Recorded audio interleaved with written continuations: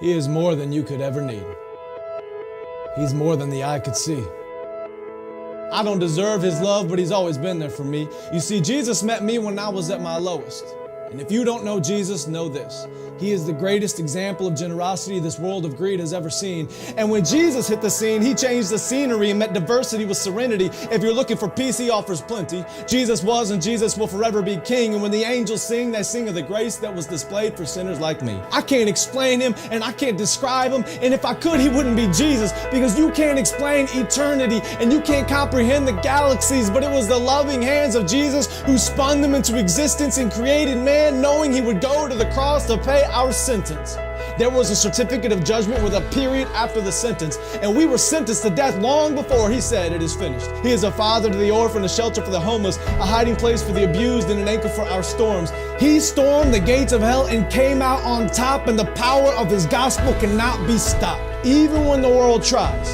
And they try a lot. He traded places with Barabbas and became the catalyst of missions across the world, covering every portion of the atlas. If you're in need of rest, I know of a mattress. If you don't know Jesus, your future is tragic, but he gladly embraced tragedy so we could live in his presence of majesty. His presence is presence, and it's his presence that presents preciousness to a world of peasants. He is far from pretentious, but still loves those who are. He is the light of the world and hung the stars. He brings the dead to life and delivers life to the dead. He took a crown of thorns on his head so we could put crowns at his feet, and I can't wait until I get to kiss his feet that were nailed to a cross for me and for you and for every person around the world. He loves the world, and I love his word, because the word became flesh, and in his flesh he demonstrated the word to the world. He is an example to every boy and every girl. He is a lover of black people. He is a lover of white people. He is a lover of the unchurched and the assembly under the steeple. He doesn't see the believers' failures, but still takes time to celebrate their faithfulness. It's the power of the Spirit that enables us and gives us boldness when the world labels us. And if you want to label me, please call me a Jesus freak. And if that freaks you out, good. Because it's better to be good with God than to fight being misunderstood by a world that could never understand. So let it be understood that I don't worship man, we worship Jesus. And although he doesn't need us, he still sees us and pleads with us to run to the cross where he bled for us. His heart bleeds for us, his heart grieves for us, but still graciously grants us a pardon for our treason in a season where the world tries to explain away the work of the Spirit with human reasoning. There is a reason they can't. Because the Spirit is like the wind, and the wind cannot be seen.